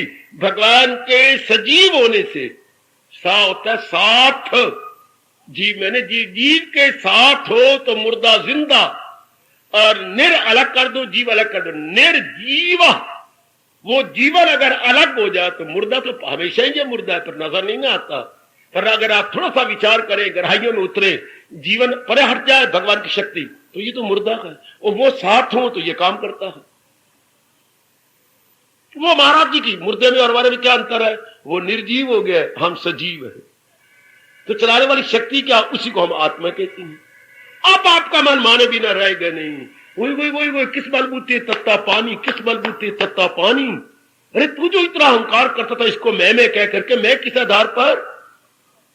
जो सामग्री देखी जाए तो भगवान की, अच्छा, और अगर इसके चलाने वाली शक्ति देखी जाए तो भगवान की। तो मैं क्या कह रहे थे, ये मेरा मेरा किस बात का? इसमें ममत्व वाला अंश कौन सा है? ममत्व का अंश जिसको मैं शान से कह सकूं ये चीज मेरी है, मेरी कहां है? ये बड़ा सा मुकदमा आज से कई साल पहले चला था, बाप और बेटे में। बाप और बेटी में, हाँ, गोविंदगढ़ की घटना, पटियाले में मुकदमा चलता रहा। बेटा कहता है ये सारी फैक्ट्री मेरी है। बाप कहता है इस नालायक के थप्पड़ तो इसके हैं। बाप कचहरी में यही बोलता था कि 2 थप्पड़ इस गाल पर, एक इस गाल पर, ये इसके हैं, फैक्ट्री इसकी नहीं। और बाप ने वकीली को नहीं किया, कहता मेरे थप्पड़ ही वकील है, मैं यही लड़ूंगा बाप इस बेटे के साथ। और बाप ने यह भी चैलेंज किया सारे गोविंदगढ़ के अंदर, बड़ा इंटरेस्टिंग मुकदमा था, कि अगर पहली पेशी पर मैं इस नालायक को हरा के ना आ गया तो सब फैक्ट्री इसकी, मैंने दूसरी तारीख डलने नहीं देनी। ये बड़ा शानदार रिकॉर्ड था बाप का। वकील भी कोई नहीं, दलील भी कोई नहीं, बाप खुद वकील है, खुद दलील है, और पहली पेशी पर खत्म करना है। ठीक है, पेश हो गया, आपका वकील मैं खुद हूं, तो कोई शक वाली बात नहीं, कर सकते हो। बेटे का वकील 2, बाप की कमाई है, उसको 4 कर ले, जो मर्जी खुद तुम्हारा अपने पता लगे। ठीक है, 2 वकील है उसके। हुआ पहले कौन शुरू करेगा? पहले इसी से बात करा सारा कुछ। वकीलों को बड़ा रुपया रखा तो उन्होंने बकवास करी काफी। हाँ अच्छा ठीक है, इस लड़के से पूछ लो, कोई लड़का इसने भी कुछ करना हो तो उसने कोई बोलना तो बोल ले। लड़का नीचे से ऊपर से कांप गया। Lie has no leg to stand on, झूठ के पैर नहीं होते खड़े रहे। तो जज ने कहा भी तू बोले, फिर बाप जब बोलेगा तूने कुछ नहीं कहना। मैं कुछ नहीं कहूंगा। बिल्कुल ठीक है, कम शुरू हो गई। अब बाप ने कहा हाँ, पहले तो मुझे बड़ी शर्म आ रही है कि आज ऐसा गंदा वक्त आ गया जज साहब कि सगा बेटा अपने बाप को कचहरी में ले आ रहा है। मैं अपने मन पे पत्थर रख के आया हूं, पर आया हूं अब इसने मजबूर किया, इस नालायक और मूर्ख ने, और मैं आ गया हूं क्योंकि आपका आज्ञा है कि आप आओ, तो मैंने आपका आज्ञा सिर आंखों पे रख ली। अच्छा जी, मैं मुकदमा हार गया। ये कहते कि फैक्ट्री मेरी है। बच्चे मेरा ये बता दे कि जो इसका कच्चा माल है वो कहां से आता है? जो इसमें लोहा लगता है, उसमें सरिये बनते हैं बच्चे, तो ये कच्चा माल सारा कहां से आता है? पुत्र ने सारे कुछ तैयारी की थी, नालायक ने ये नहीं तैयारी की। भी अगर फैक्ट्री इसकी है तो माल भी तो लाता होगा ना, उसको गला करके सरिये बनाता होगा, तो कच्चा माल कहां से आता है? पूछोगे अगर इसकी फैक्ट्री है तो कच्चा माल तो लाता होगा। हाँ, मटेरियल जरूर लाता होगा, तो मटेरियल कहां से लाता है ये? हाँ बोलो तुम, कच्चा माल कहां से आता है? मुझे तो पता नहीं। जज को इतना क्रोध आया है, अरे नालायक, कितने साल से फैक्ट्री चल रही है? 20 सालों से। तो तुझे ये नहीं पता कि कच्चा माल कहां से, फिर तू फैक्ट्री किसे कहते हैं? मेरी है। इसी से पूछो, और भी मैं कई सवाल करूं, बस जी बस, कोई सवाल जरूरत नहीं। हाथ कहीं लगाओ इसको, ये ना, ये मैं नहीं देख सकता। लड़का बेवकूफी कर ले लेकिन मैं नहीं कर सकता, हाथ कहीं मत लगाइए। तो फैक्ट्री तो आप ही की है, साबित हो गया। पर लेकिन मेरे जजमेंट ये कहती है इसको 5 साल की सजा होनी चाहिए, 5 साल की कैद नहीं। मेरा बाप वाला मन कहता है कि कैद नहीं, और कोई सजा दे दो इसको, कैद। लंबी छोटी कहानी ये छोड़ो, पर है बाप जीत गया, लड़का हार गया। बाप ने जाने से पहले कहा पुत्र समझ आई? लो अब मैं जज के सामने ये सारी फैक्ट्री तेरे हवाले करता हूं, अब तू जो मर्जी कर ले, ये फैक्ट्री तेरी। जिंदगी भर कभी ना कहना कि मेरे बाप ने मुझे एक धेला कमा के नहीं दिया, बल्कि ये कहना हर एक को जाकर कि मैंने बाप को एक नया पैसा भी हाथ पे नहीं रखा, बस सब कुछ तेरा। इसी तरह हम अपने अहंकारी मन को कहे, मन बता इसके मटीरियल कहां से आया? भगवान से। और इसको चला कौन रहा है? भगवान। लख लानत अगर तूने फिर कहा कि शरीर मेरा है। मेरे गुरु ने मुझे यूं समझा दिया जी, और वही दलील मैं आपकी झोली में डाल रहा हूं। मेरे स्वामी जी ने मुझे यूं समझाया था, और मेरी ये बात आप ले लो, क्योंकि मैं तो वही बताऊंगा जिससे मुझे लाभ हुआ है। आप अचानक किसी घर में चले गए, अचानक उनको कोई सूचना नहीं दी, हाँ, तो क्या रखेंगे आपके आगे जो उनके पास बना पड़ा है? चाहे करेले बने हुए हैं, चाहे तोरियां बनी है, चाहे भिंडी, भाई हमने यही बना रखा है। हाँ, तो विदर का यही साग सूगा आप ले लो। ये हमारे शब्द आम जू में चलते हैं। विदर का यही साग है। कोई नहीं ऐसी बात है, आपने पहले बताया नहीं, हम 4-5 सब्जी बनाते नहीं, कोई ऐसी बात नहीं। तो विदर का साग समझना, हम तो यही बनाया, ये ले लो।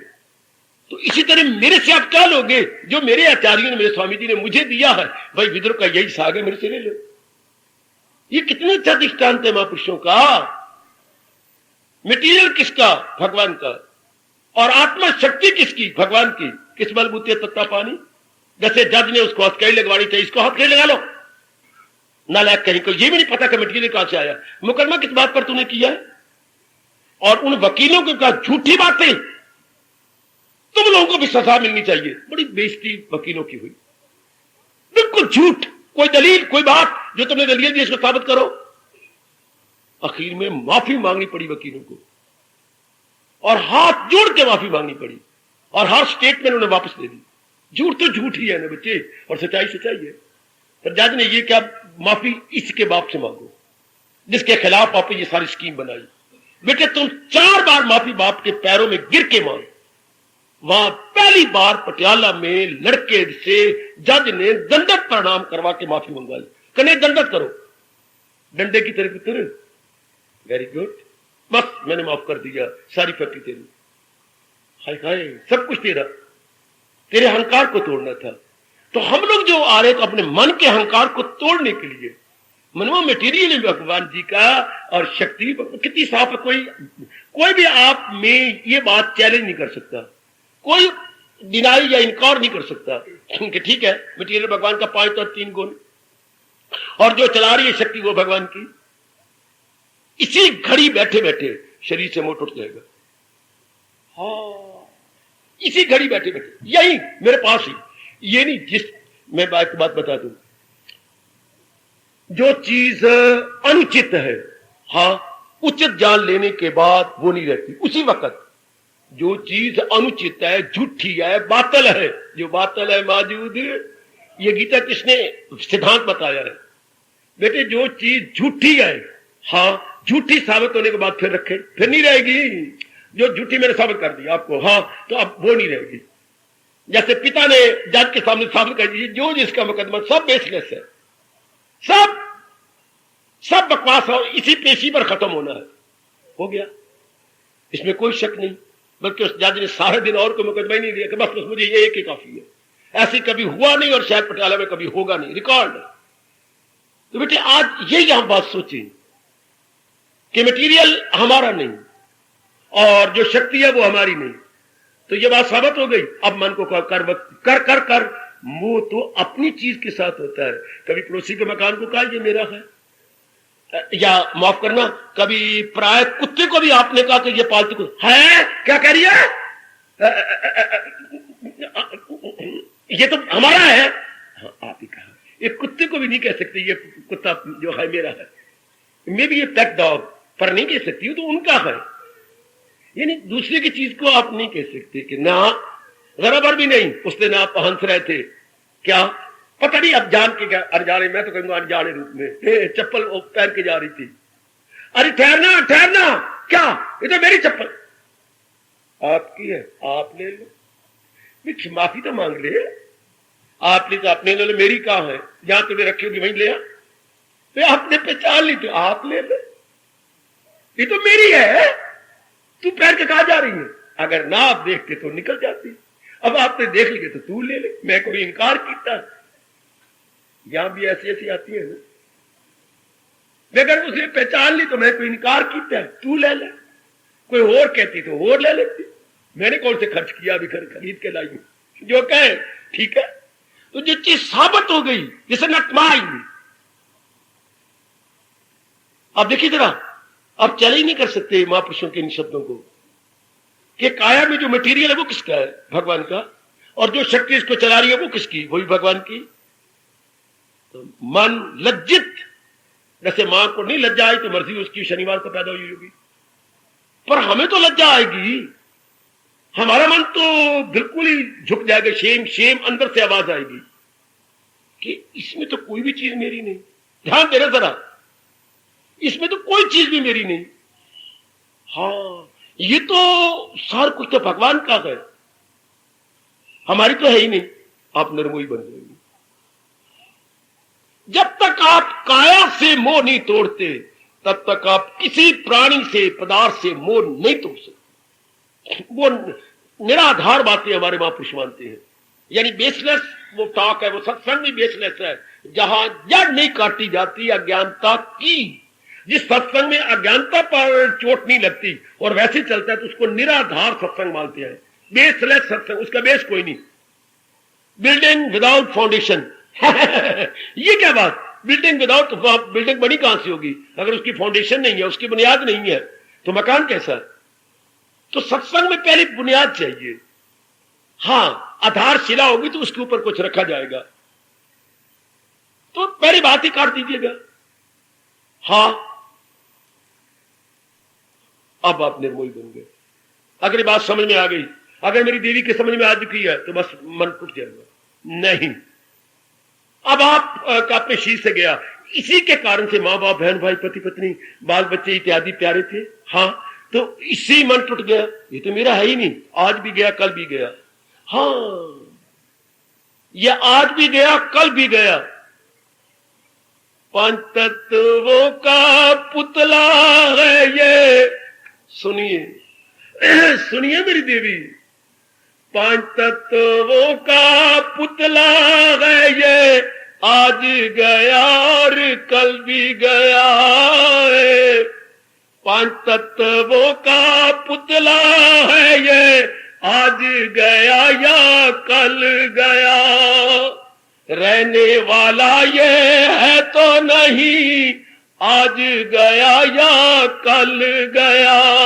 लाख कहो तुम मेरा मेरा, ये आज गया और कल भी गया।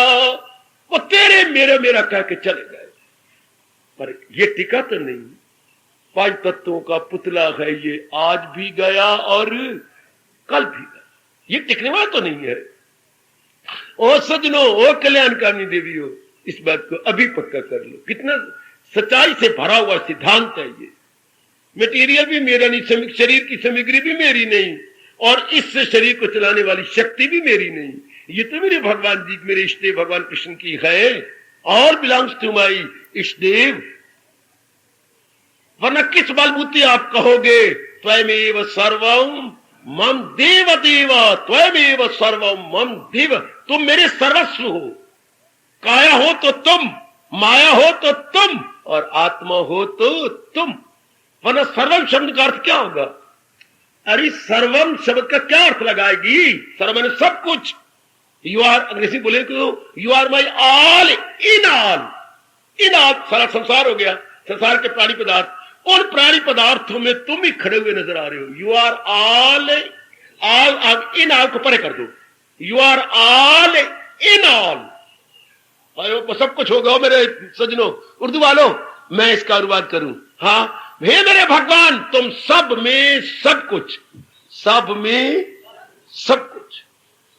कहा करो रो के, कभी हंस के, कभी रो के कहा करो मेरे भगवान, अब मेरी अकल की खिड़कियां रोशनदान खोल गए हैं। अब मेरी ये विंडो और वेंटिलेशन हो रही है अंदर, और अब मुझे पता रहा तुम मेरे सब में सब कुछ। और अपनी भाषा में सर्वे सर्वा, सर्वे सर्वे आगे सर्वा, तुम मेरे सर्वे सर्वा हो। ऐसे कह कह के हमने अपने मन को मना लिया। आप भी मना लो, आप भी अपने मन को खुश कर लो। मनवा देख ले तेरी बेवकूफी। बस पहले तन से निर्मोही बनिए, फिर आप हर चीज से निर्मोही बन जाए। पहले मोह इसका छोड़िए, क्योंकि इसके नाते से हमें सारे प्यारे लगते, सारे कुछ मोह कर रखा है इसके नाते से। फॉर आवर ओन सेक, हम अपने एक ही चीज को प्यार करते हैं। हाँ, अब भगवान ने क्या प्रसंग चलाया है, अनिकेता मेरे भक्त, क्या अब जहां भी रहती हो तो रहेंगी, कहीं ना कहीं झोपड़ी बनाओ, चलो मकान छोड़ दो, झोपड़ी बनाओ, बरसात से बचने के लिए, ओलों से बचने के लिए, गर्मी से बचने के लिए, सर्दियों से बचने के लिए जरूर कुछ ना कुछ चीज चाहिए ना, कोई तो चाहिए, कोई तो छत चाहिए गर्मी ओलों से बचने के लिए। अगर तो कोई जरूरत नहीं, हाँ अगर कोई जरूरत नहीं तो इस शरीर को खराब कर बैठोगे, इसकी सेहत को बर्बाद कर लोगे, भक्ति कहां से करोगे। वशिष्ठ महाराज जी यूं ताना मारते हैं, कर तुम कहते हैं कोई जरूरत नहीं, गृह त्यागी बन जाए तो प्रकृति का मुकाबला कैसे करोगे, जरा ध्यान देना। अगर ये अर्थ लगाया जाए अनिकेता गृह त्यागी, हाँ तो बाहर के मुकाबला कैसे, तो बड़ी जोर की गर्मी पड़ेगी, कहां बड़ी जोर की सर्दी पड़ेगी, ठंडिया हवाएं चलेंगी, शीतलहर चलेगी, कहां रहोगे, फिर बुखार हो जाएगा, कोई बीमारी लग जाएगी, फिर भक्ति जो ठप हो गई, फिर इलाज करवाते रहना किसी अस्पताल में जाकर, सुइयां लगवाते रहना। फिर तो इसके प्रोटेक्शन के लिए शरीर सेहत होगी तो कुछ करांगे, अगर शरीर की सेहत नहीं तो उल्टा सेवा करवानी पड़ेगी, अनेकों से, अनेकों का मुताज बनना पड़ेगा, अनेकों से कह लेगी नहीं हर्ष की बच्ची ये दवाइयां मुझे ले देना, डॉक्टर ने लिखी हैं, तो फिर दवाइयों की नौबत भी क्यों है, अगर मैं पहले से आना होता तो, अगर पहले ही मैं दाना होता, हाँ तो इसके लिए कोई ना कोई प्रोटेक्शन चाहिए, कोई ना कोई छत चाहिए, छत चाहिए, कोई ना कोई चाहिए। ये अर्थ न लगाना अनिकेता घर बार छोड़ दो, घर बार तो बड़ी जोर के मुंह से बरसा रही, कहां रहोगे, लोगों की सराहों में जाकर, तो भी तो मकान में रहे।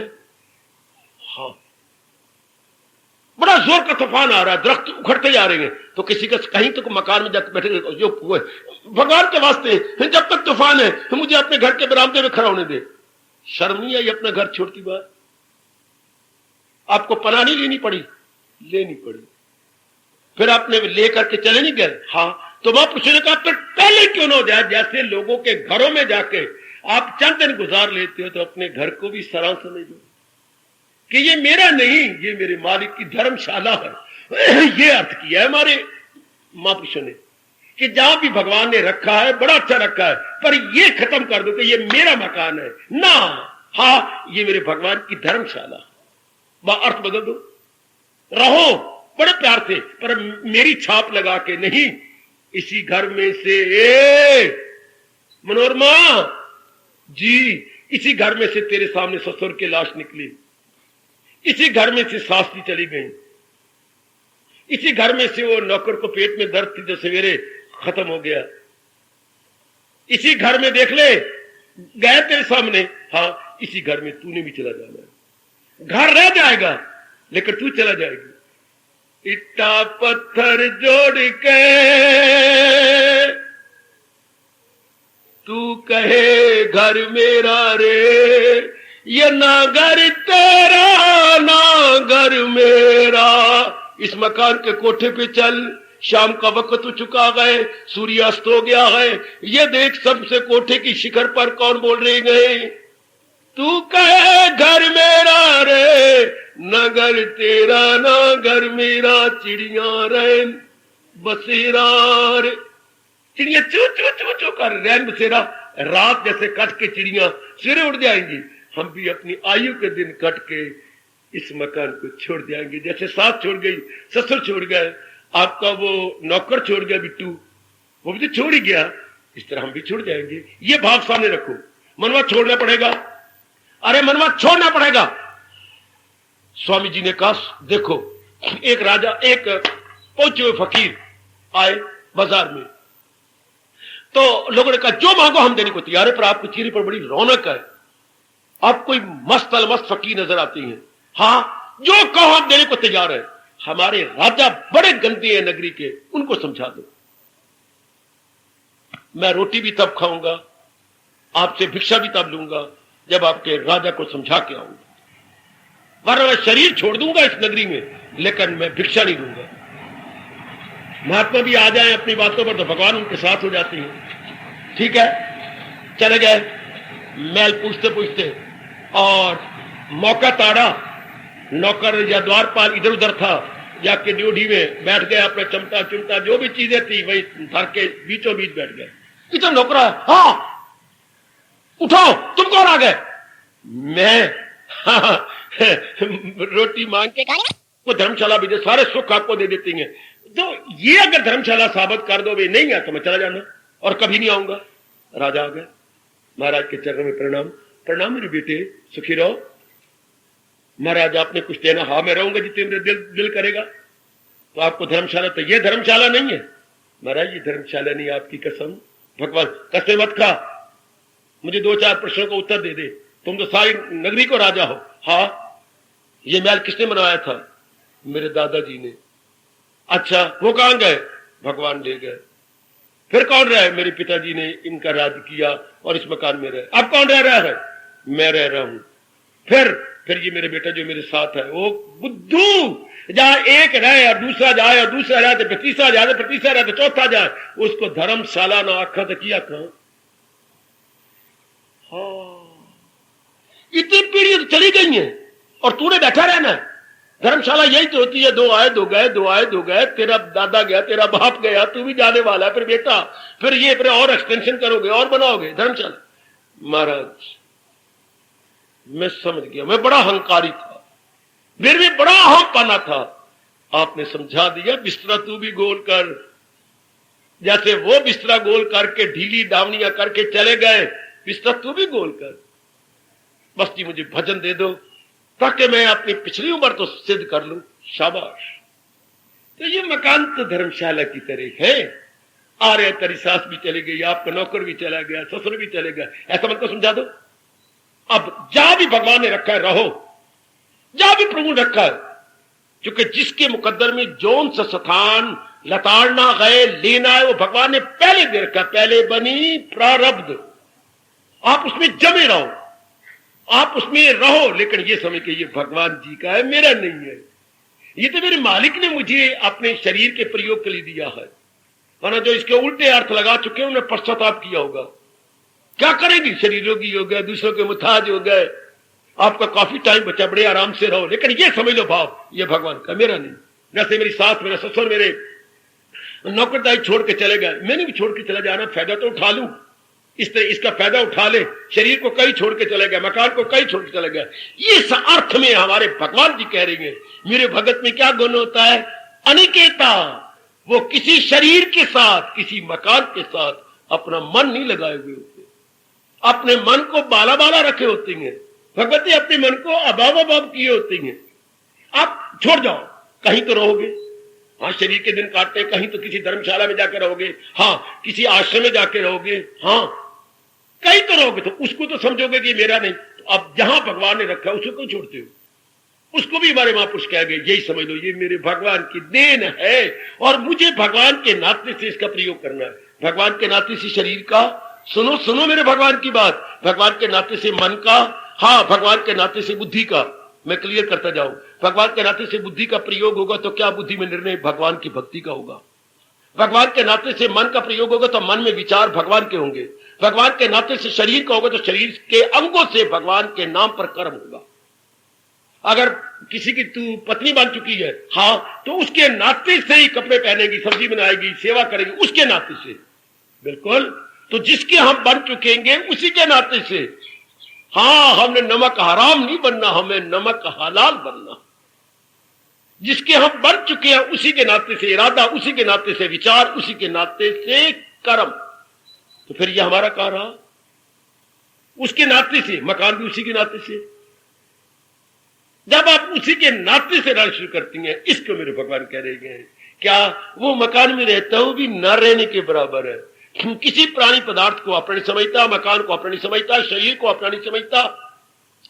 सबसे पहले मैंने यह कहा, इसको मानिए पहले अपना, पहले इसको गोसाई जी के पहले बोलूं। जब वो पत्नी के चोटी के वैराग भरे शब्दों की चोट खा के हमेशा के लिए घर छोड़ के जा रहे थे भगवान का प्यारा बनने के लिए, उनके श्रीमुख से ये पहले बोल निकले थे, जो मैं छुपाए फिरता हूं और आपकी झोली में कभी कभी डाल दिया करता हूं। हाँ, क्या कितने प्यारे शब्द भगवान जी ने निकाले उनके मुंह से। होनेहार विद्वान के इसे कहा जाता है, हो चीकरे पान। क्या तो राम भजन कर प्राणी, तेरी 2 दिन की जिंदगानी।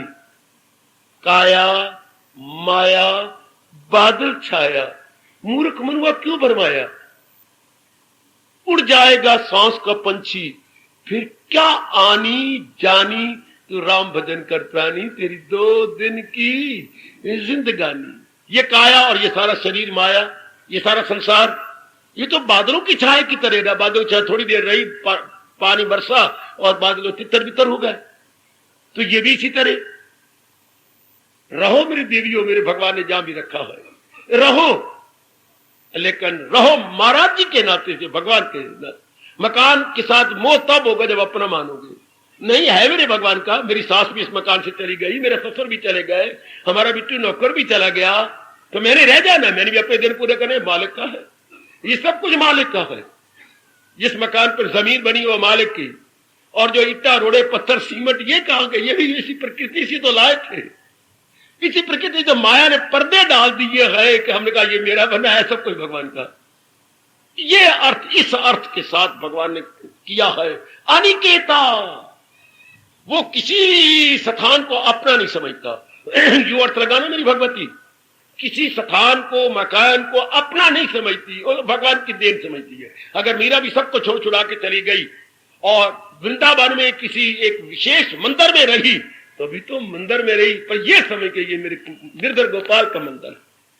तो यही अब भी हम तो समझ ले, हाँ ये मेरे भगवान का मंदिर है, मेरे भगवान का घर है। और मैंने इस घर में बैठ के तब भगवान का घर समझोगे। मेरे से सुन लो, मेरे गुरुदेव जी ने जोर देकर कहा था, तब भी भगवान का मंदिर समझोगे जब उस मकान में भक्ति करोगे तो। वरना 1000 नहीं लाख बार कहते जाओ, आपको भगवान का मंदिर नहीं समझा जाएगा, क्योंकि मंदिर में भक्ति की जाती है। हाँ, मंदिर में जुआ नहीं खेला जाता। हाँ, तो अगर भगवान के, अब हम अपने घर में भक्ति करेंगे, जाप करेंगे, तो वो हमारी बड़ी मदद करता है ये भाव पक्का कराने के लिए कि ये भगवान का घर है। शरीर को भी तब भगवान का समझोगे जब बुद्धि में पक्का इरादा होगा भक्ति करने का, तब इसको कहोगे ये भगवान का मंदिर है, ये मेरा नहीं है, क्योंकि भक्ति ने रंग चढ़ा दिया। उधर मंदिर में, अगर घर के अंदर अगर भगवान का सिमरन जाप पूरा प्रातःकाल उठ रहे हो, नहा धो रहे हो, भगवान के लिए जाप कर रहे हो, हाजिरी दे रहे हो, तो अब आपको ये पक्का कर देगा वो स्थान का जर्रा जर्रा, ये सब कुछ मेरे मालिक का है। चूंकि ये शुभ कर्म करने से हमारी 3 अवगुण घट जाते हैं। जाप करने से, भजन करने से, प्रातःकाल उठकर भगवान के चरणों में हाजिरी देने से, या ये सत्संग करते हो, गीता पढ़ते हो, तो फिर 3 अवगुण भाग जाएंगे। 3 अज्ञानता, अच्छा ममता, अच्छा वासना। बाबा एक फिर कह दिए, अज्ञानता, ममता, वासना, ये तीनों नहीं टिकते जहां पर शुभ कार्य भगवान के नाम पे होते हैं। अज्ञानता पर्दे जहालत, हाँ, ममता मोह, और वासनाएं, कामनाएं, इच्छाएं, ये कहां रहती है? हाँ, जहां आदमी में अज्ञानता हो। और जब भगवान के लिए सारे काम हो रहे गए, हाँ, वह ये टिक ही नहीं सकती, वह अज्ञानता नहीं रहती। अज्ञानता के आधार पर ममता और वासना रहती है। जब अज्ञानता ना रही तो ये भला ममता और वासना कहां रहेंगी? तब तो वह फिर तो मौज बहार बन गई। घर भी तब भगवान का समझा जाएगा जिस घर में आप भक्ति कर रहे हैं। शरीर भी तब भगवान का समझा जाएगा जिस शरीर में आप भक्ति कर रहे हैं। इसलिए तो भगवान ने कहा है, अरे अरे मेरी गीता तू पढ़ता है? भगवान जी मैं पढ़ता हूं। मेरी गीता तो लोगों को सुनाता है? हाँ, भगवान जी मैं बड़े प्रेम और आदर मान से सुनाता हूं। हाँ, सुनाया कर, मैं सुनाऊंगा भगवान, लेकिन खबरदार जी मेरे भगवान, उनको न सुनाना जो रजोगुनी हो, जो मूड है, उनको नहीं सुनानी। देखो भगवान रोकती हैं, देख लो कि ना उन पे कोई असर नहीं पड़ेगा, क्योंकि उनको रजोगुण की बढ़ोतरी है। तो फिर किन को सुनाऊं? पहले तो मेरा भगत बन, मेरे भक्तों को सुना। मेरा भक्त होकर भाई जो निया, पहले भगत। ये नहीं कि मैं आ जाऊं और गुरु बन जाऊं और प्रचार, जैसे आम आप समाज में देख रहे हैं, इससे कुछ नहीं बढ़ेगा। भगवान बड़े नाराज होंगे, पखंडी कहेंगे मुझे, और कोई ना कोई अड़चन डाल करके मुझे वापस बुला लेंगे। कहां वापस? स्वर्ग में, नरक के लिए, जिसने इस तरह अपने आप के असलियत पहचानने की। तो मेरे सजनों, मेरी देवियों, हाँ, पहले खुद बन के फिर भगवान के तेज मेरे भक्त को सुनाता, तो वो हाय मुरब्बत की आंखों का तारा है वो, मुझे सारी दुनिया। फिर कितना लाड प्यार और कितना दिया जैसे आप देते अपने बेटे को। भगवान आपसे कम थोड़ा देंगे, ज्यादा देंगे। आज्ञाकारी बच्चे को कितना प्यार देती है, देती हूँ। आज्ञाकारी अपनी बेटी को कितना प्यार देती है। इतनी बड़ी बेटी होगी, अभी तो छाती से लगाती है, अभी तो प्यार करती है, अभी तो ऐसे चुभ रही जैसे 2.5 साल की बेटी हो। अपनी है ना, क्यों? आज्ञाकारिणी है। इसलिए भगवान भी अपने आज्ञाकारी बच्चों को कितना प्यार करते होंगे, आप खुद भी अंदाजा लगा लो। आपने तो प्यार थोड़ा सा भगवान से लिया, भगवान तो प्यार और मोहब्बत का घर है। कितना मालामाल कर देते होंगे वो अपने आज्ञाकारी को। तो आओ हम भगवान की आज्ञा मान लें, ये सब कुछ भगवान का। आपकी आरती के साथ जो आखिर में 2 लाइनें मिलवा दी हैं, इसलिए मिलवाई हैं कि रोज सवेरे शाम आरती की ये 2 लाइनें, सब कुछ तेरा, तेरा तेरे अर्पण मेरे प्रभु, क्या लागत है मेरा। वरना बाकी मंदिरों में, धर्मस्थानों में ये 2 लाइनें नहीं बोली जाएंगी। ये कबीर जी की लाइनें आपके साथ दे दी कि ये बात साथ साथ बोलेंगे तो रोज बोल बोल के कभी तो पक्की हो जाएंगी कि सब कुछ है ही मेरे भगवान का, ये सब कुछ है भी मेरे प्रभु का। बस रहो जहां मेरे भगवान ने रखा है। इसी बात को समझाने के लिए विवेकानंद का कोई 2.25 घंटे का भाषण है, everyone is best in his own place. ये उनका इंग्लैंड का भाषण है। लाइब्रेरी से किताब लो, हिंदी में भी है, कर्म योग, और उसमें ये लेक्चर पढ़ो। हर एक इंसान जिसको भगवान ने जहां रखा है उत्तम है। अब कैसे उत्तम है, कितना क्लियर करे। Everyone is best in his own place. हर एक पुरुष अपने स्थान पर उत्तम है। इतने खुश हुए थे फॉरेन कंट्री वाले इसको सुनकर, और अखबारों में जब आया इसकी कटिंग ले गए थे कि ओए ये बार बार पढ़ने योग्य है। बार बार हर एक व्यक्ति को जहां भी भगवान ने रखा है, तमोगुणी अपनी जगह अच्छा है, रजोगुणी अपनी जगह अच्छा है, सतोगुणी अपनी जगह अच्छा है। आपको भगवान ने जिस मकान में, घर में रखा बहुत अच्छा है। शर्त यह है कि उसका प्रयोग अच्छा करो। शाबाश शाबाश शाबाश बेटे, उसका बुजुर्गों प्रयोग अच्छा करो। तब जहां भी मेरे प्रभु ने आपको रखा है बहुत अच्छा। जो जिसके हक में देखा वैसा बना दिया, मुझको फकीर घर तुझे तवंगर बना दिया। हाँ नता मकार रिस्क नहीं, ओ नादा मकाम रश्क नहीं, जाए शुक्र है 100 से बुरा तो 1 से बेहतर बना दिया। भगवान ने हमें जा भी रखा है, हम शुक्र मनाएं कि हम बहुत अच्छी हैं। ये जरूर कहा कर मेरी देवी, जिसकी पत्नी बनाया मैं बहुत अच्छी हूं, जिसका पति बनाया मैं बहुत अच्छी, जो भी रिश्ता बनाया बहुत अच्छे, जो मकान दिया बहुत अच्छा। लेकिन ये समझ कि ये सब कुछ है मेरे भगवान का, पर जो भी दिया अच्छा। जिस घर में, मैंने इसी घर में आना था, मैंने यही सत्संग सुनना था, मुझे यही गीता मिलनी थी। ये भगवान की बड़ी दया मेरे पर बड़ी कृपा है कि भगवान ने मुझे ऐसा स्थान दिया। तो रहो, लेकिन एक बात मैं बार बार कह रहा हूं, सब चीज भगवान की समझकर, और वो आखिरी दिन नहीं भुलाना। ये हमारे महापुरुषों ने कहा कि जो आखिरी दिन अपनी मौत का नहीं भुलाता वो फिर जन्म लेके नहीं आएगा। क्यों? वो पुण्य करता रहेगा।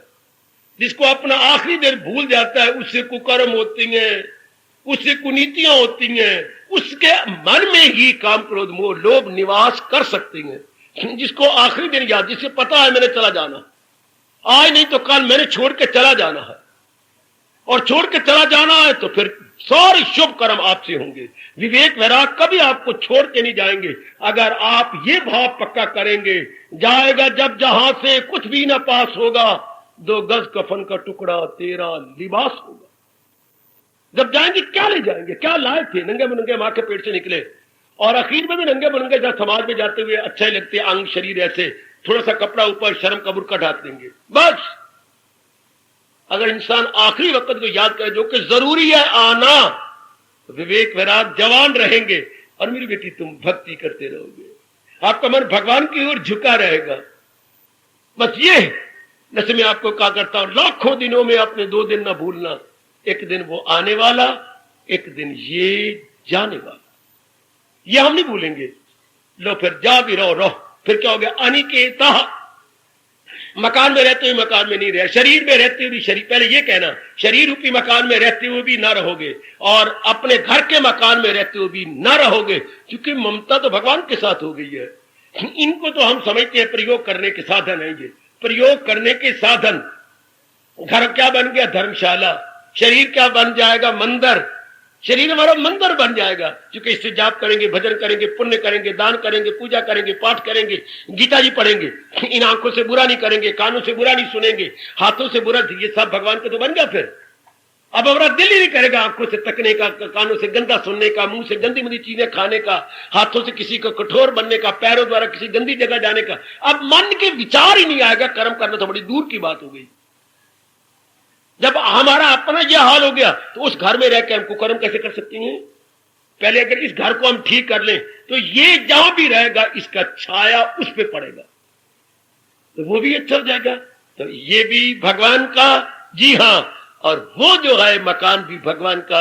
इसको मेरे भगवान कह रहे अनिकेता, मेरे प्यारे जहां भी रहती हैं निर्मोही बन के रहती हैं, अपनी कोई चीज नहीं समझते कि ये मकान मेरा है या ये शरीर मेरा है, ये तो मेरे भगवान का है और भगवान का था, भगवान का है और सदा भगवान का रहेगा। ये तो रह गए। ऐसे भाव बना लेना मेरे बेटे, किसी स्थान को छोड़ने की जरूरत नहीं, बने रहो। छोड़ोगे तो फिर भी तो कोई स्थान पाओगे रहने के लिए, तो जहां भगवान ने रखा है वो क्यों छोड़ती हो? पकड़े रखो, लेकिन समझ के भगवान का, ये मेरे भगवान का है। ये शरीर भी भगवान ने 5 तत्वों 3 गुणों से बनाया, ये उन्हीं का है। 7वां अध्याय आपको शिक्षा दे रहा है, इन 8 हिस्सों में फितरत मेरी, ये उन्हीं का स्वभाव है, बनाना तोड़ना, बनाना तोड़ना। नालायक और मूर्ख बकवास करते रहे, जिसे बनाना उसे मिटाना काम तेरा। हे रब्बा, तूने क्या अपनी ड्यूटी लगा रखी है? रब, तूने क्या अपनी ड्यूटी लगा रखी है? ये तेरी क्या ड्यूटी है? जिसे बनाना उसे मिटाना, जिसे बनाना उसे मिटाना। बनाई जा रहे, तोड़ी जा रहे, शमशान भेजी जा रहे, फिर नए बनाई जा रहे हैं। ये क्या, उधर शमशान नहीं थकती, उधर मैटरनिटी या अस्पतालों में वो नहीं थकती, उधर नए पैदा होते जा रहे, इधर सड़ते जा रहे, इधर पैदा होते। ये क्या मजाक? जिसे बनाना उसे मिटाना काम तेरा, मिटने वाले फिर क्यों लेंगे नाम तेरा? ये वो बकवास करते रहे।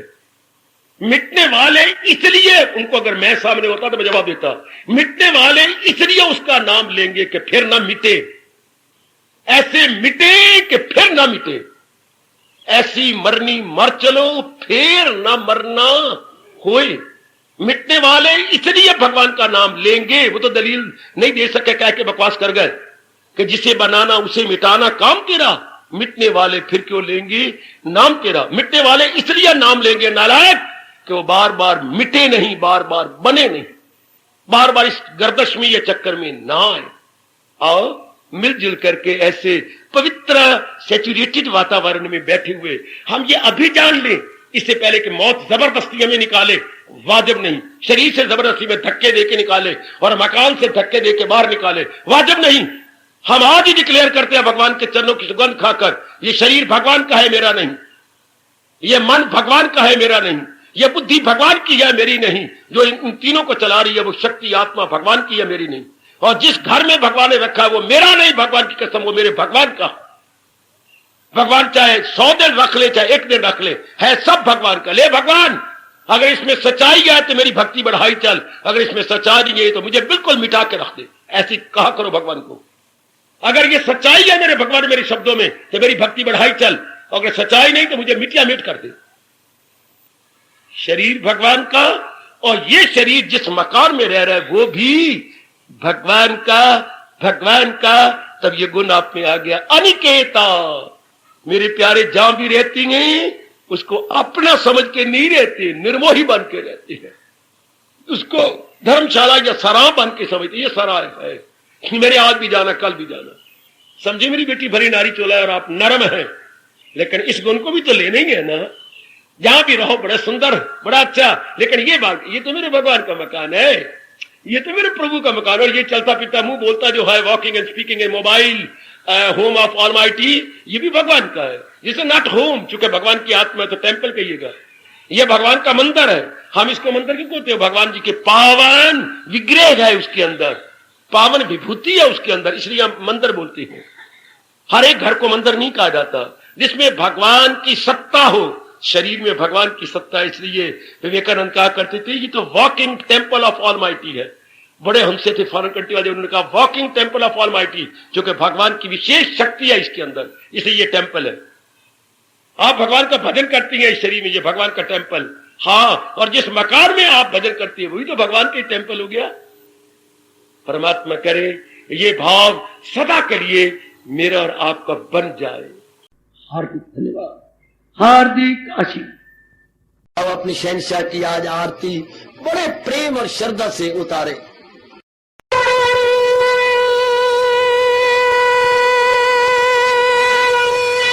ओम जय जगदीश जय हरे स्वामी जय दीना लात हरे भगत